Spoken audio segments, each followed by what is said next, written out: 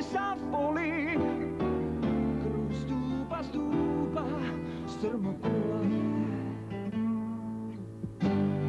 Aj človek zrazu o ľudstvo sa bojí, zavládli slova rúhavé. Niekto sa v ťažkých ranách obnovuje, niekto v nich celkom zaniká.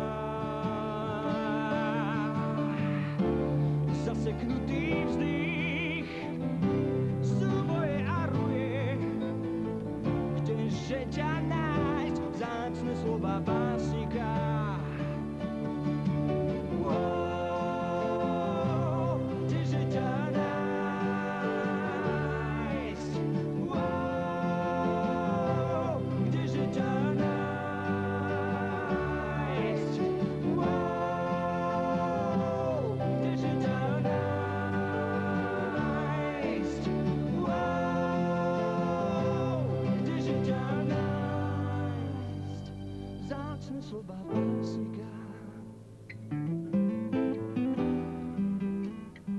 Nikdy nezabudnem na dávny osobný zážitok, asi spred 30 rokov, keď Janka Frátrika prostredníctvom mňa vyzvali, aby vstúpil do Spolku slovenských spisovateľov. Veľmi pedantne, precízne vyplnil prihlášku a ako sa žiadalo, poslal výtlačky všetkých svojich kníh. Keď som sa o niekoľko týždňov na to zastavil na sekretariáte Zväzu spisovateľov a hovoril som s viacerými ľuďmi, všetci boli prekvapení. Najväčší národný umelec, jeden z najväčších moderných slovenských básnikov, Pavel Horov, ktorý s ohromením vyhlásil, že nechápe, ako je možné, že sme nevedeli, že máme na Slovensku v ďalekej Žiline takéhoto veľkého básnika.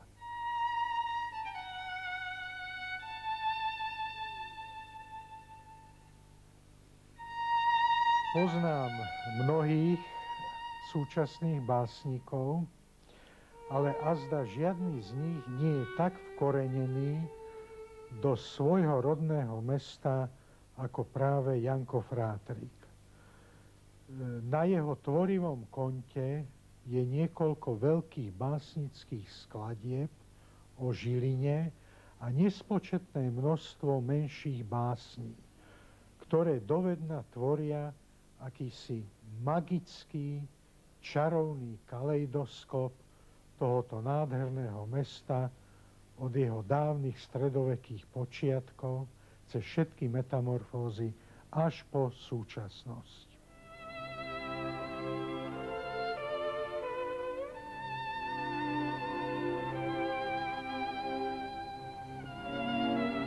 Hovoriť o sebe je vari to najťažšie.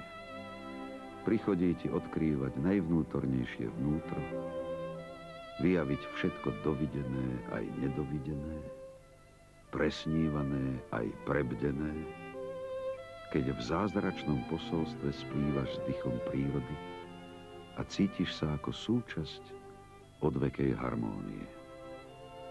Cez báseň dávaš vidieť nevidiacim, počuť nedoslýchavým, ohrievaš studených a nešťastných, lebo niet nad dar videnia a utešovania. Ale to všetko ako by sa zrazu zmietalo na váhach, kde nepokojný jazyček kmitá a nevie, kam sa prichýliť.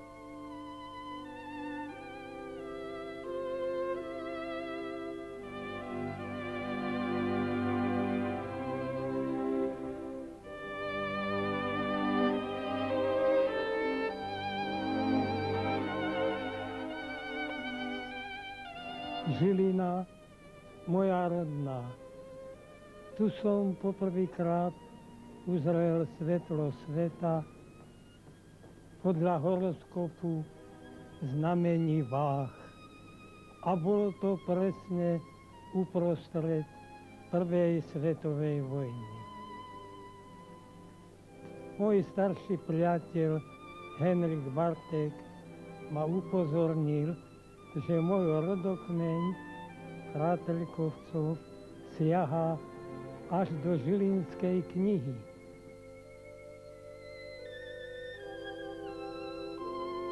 Každá ulička, medzierka, fortňa mala svoju históriu, mala aj svoje pomenovanie. Tak napríklad Kovácka, Mydlárska, Pernikárska, Povraznícka. Teda to všetko signalizovalo, že mesto žilo už v dávnych cechoch a že nielen tieto cechy, ale čo všetko sa tu odvialo do zabudnutia a akoby taký kamenný vzdych zo všetkého ostal tu ako očitý svedok tejto dávnej minulosti. Tak napríklad spomínam, v tejto budove ešte v radnici hore v tej vežičke sa nachádza zvonček, cingalík, ktorý zazvonil vtedy, keď viedli odsúdeného na popravu na šibenice.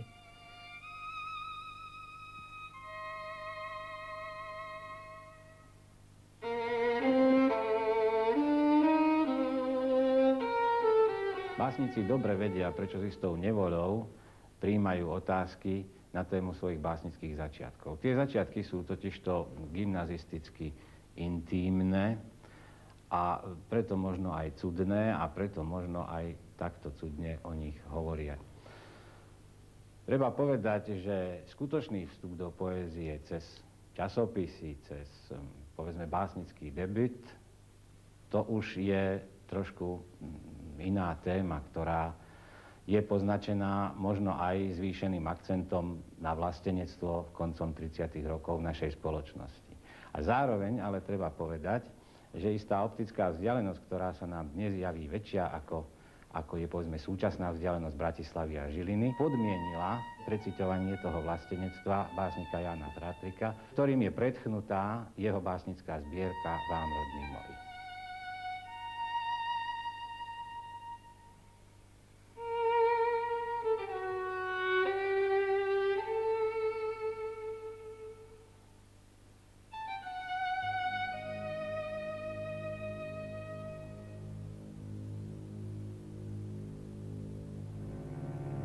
Samota.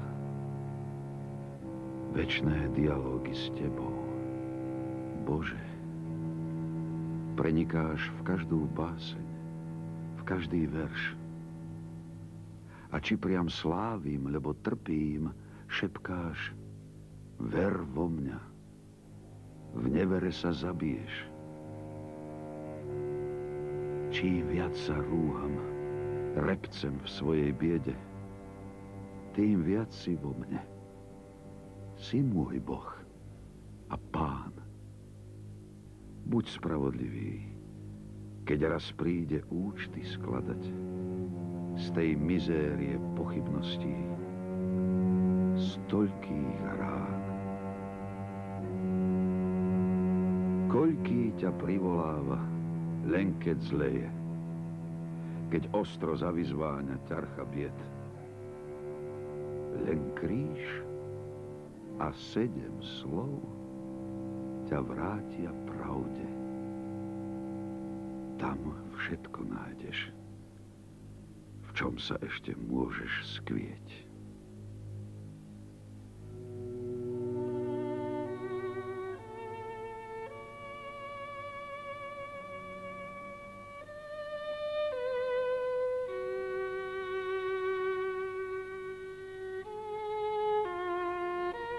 Som v budove reálky, školy, kde som aj maturoval a chodil 7 rokov. Tieto chodby, múry, triedy, to všetko mi pripomína vlastne už odviatú mladosť. Tu som ale začínal pomýšľať na učiteľské povolanie, na učiteľskú dráhu. A život ma odniesol na školy, na kopanice, na dediny a nakoniec do mesta. Boli to školy národné, stredné, vyššie školy, pedagogické gymnázium. Ba dostalo sa mi učiť aj na jazykovej škole, teda tu všade som získával nesmierne vedomosti, lásku som si upevňoval, tú lásku, ktorá vlastne je základom celej pedagogickej činnosti. Škola sa mi stala inšpiračným zdrojom. Tu vznikali nádherné, pre mňa dôležité básne ako jazyk slovenský, na matematike, hodina výtvarnej výchovy. To neustále sa prelínalo celým mojím životom. A škole som venoval mnohé a mnohé básne, ba i celé zbierky.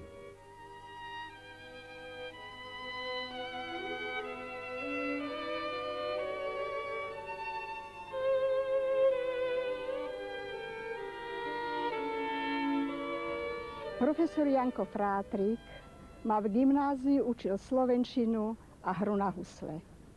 Boli sme čisto dievčenská trieda a mladý, múdry, láskavý pedagóg sa čoskoro stal našim vzorom a aj našim idolom. Profesora Janka Frátrika sme mali veľmi radi. Nebol to ale taký nejaký naivnučký obdiv mladučkých dievčat. Bolo to obdivovanie vzácneho človeka, uznanie jeho hodnoty, jeho dobroty a múdrosti srdca, ktoré aj nás, obyčajných žiakov, vnímalo ako dôstojné, rovnocenné ľudské bytosti.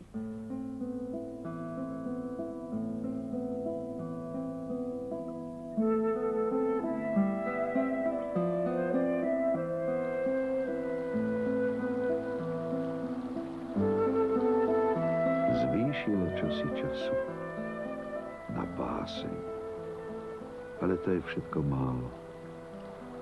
Vyznať sa z detstva, cesta do úžasu. A žil si, ako sa len dalo. Vtedy si prehadzoval sny a krásu. A prišlo súdiť, čo si mal a čo nemal. Súdili iní.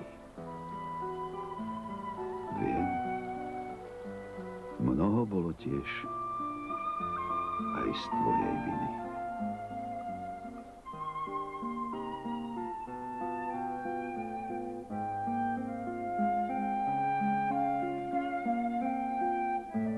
V 20. a 30. rokoch tohto storočia začalo isté si vrstvenie a zoskupovanie literátov a literárnych skupín. No bolo ich neúrekom. Bol to mohutný nástup mladých autorov a najmä autorov katolíckych. Tak katolícka moderna. Prečo moderna? Lebo táto skupina sa orientovala už aj na svetovú literatúru, európsku a svetovú. Aký bol vlastne význam katolíckej moderny? No myslím, že bol obrovský. Vývinové riadenie celé sa dostalo na jednu dobrú koľaj. A to je modlitba, zbožnosť, viera, rozjímanie, mystika. A pokiaľ ide o veršové systémy, nastúpila tam imaginárnosť. Tie vnútorné i vonkajšie znaky sa prelínali a vytvárali jednu obrovskú duchovnú obrodu, ktorá pretrváva až po dnešné časy.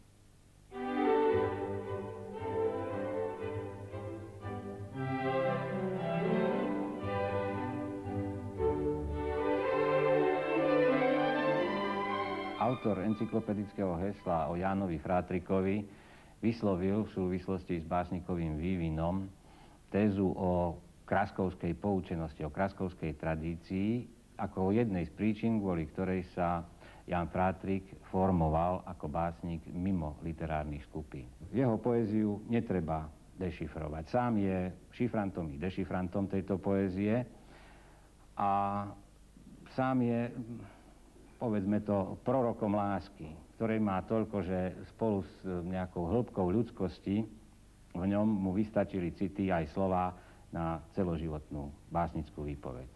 Hovoril, ale nestal sa tribúnom. Nikoho a ničoho. Tribúnstvo nechal iným. V ňom samom rezonovala skôr skromnosť v ľudskosti a ľudskosť v skromnosti.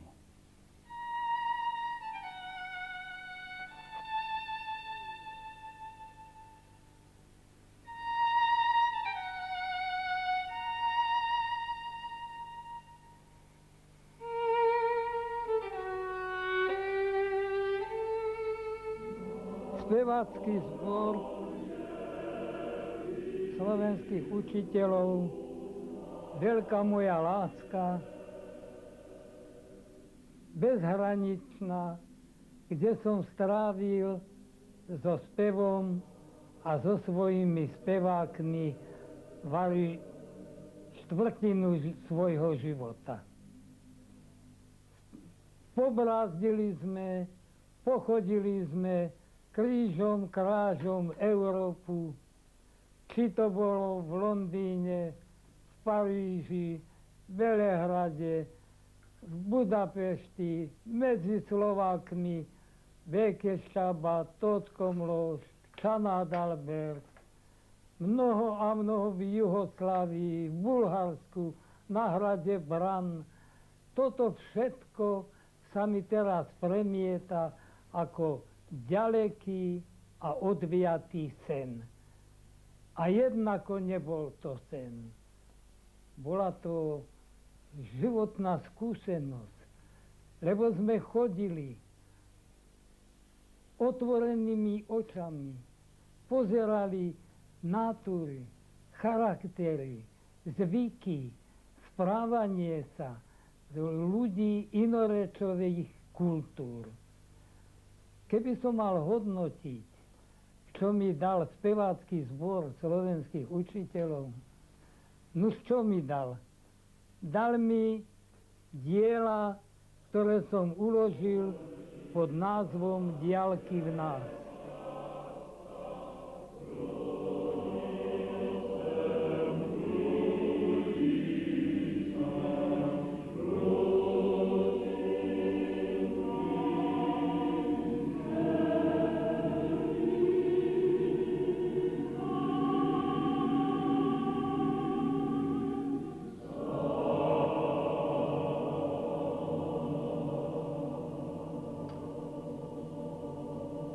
Ahoj, ahoja, sloboda moja, povedže mi, moja najmilejšia, či budeš moja.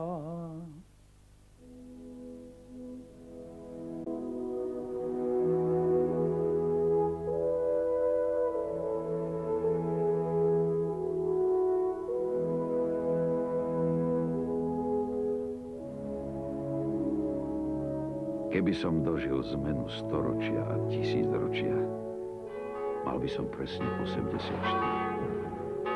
Vtedy už z mesiaca sa odpálime ku Venuši a piť sa budú iba hviezdne elixíry. Možno si ešte štrnknem, možno napíšem aj sonet a rozpálení chlapci povedia mi: píte sváko. Zem premieňa sa na ticho. Aj úsmev opadáva.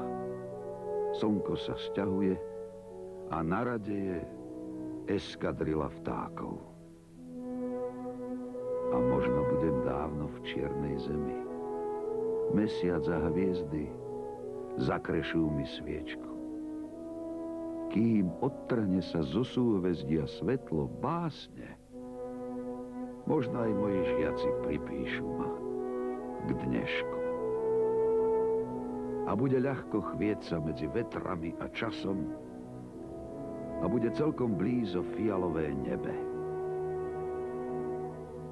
A čo priam dotkneme sa Marsu, najďalej bude predsa k človeku a k sebe.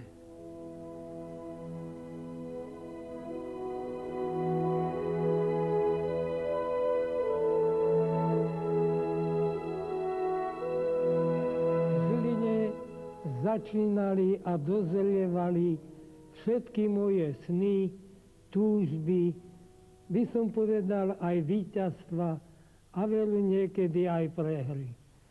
No jednako by som chcel povedať, že som začínal s úmyslom veci dotiahnuť. To bolo dedičstvo po mojich rodičoch.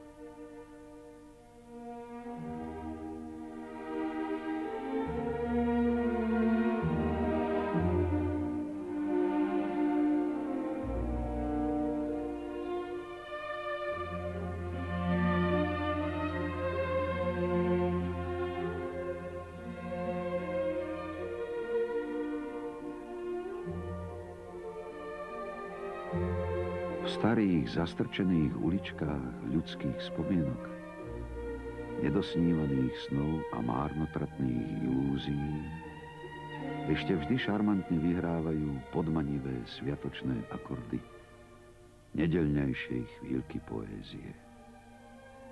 Jej jemné pramienky vydávajú úprimné svedectvo slova, ktoré hrejivým kamenným vzdychom bezbolestne odhaľujú diaľky v nás. Zem zvoní zdvihnutou básňou a kdesi v polnočnej presile ticha počuť clivú pieseň monológov na úvetrí. Svet sa nemilosrdne zmenil a my poslušne s ním. V domovine zvonov už len sporadicky, ako vzácna podúhe, sneží na lásku. Náš tajomný námorný cintorín už nedýcha a Paul Valéry sa na nás opätovne nehnevá. A vám, rodní moji, zvestujeme, že hľadanie vlastnej cesty a neustále objavovanie mystéria vlastného jazyka bolo pre Jána Frátrika typické nielen pred vyše polstoročím. Je tomu tak aj teraz, keď hlahol žilinských zvonov už veští nášmu storočiu aj tisícročiu tóny labutej piesne.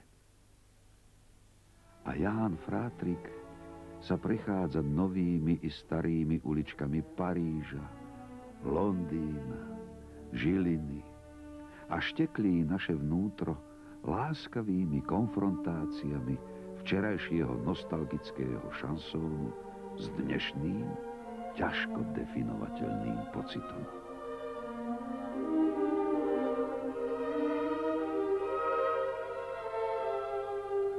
Poetov obľúbený autor Paul Valéry však kedysi napísal, že čo sa ničomu nepodobá, to neexistuje.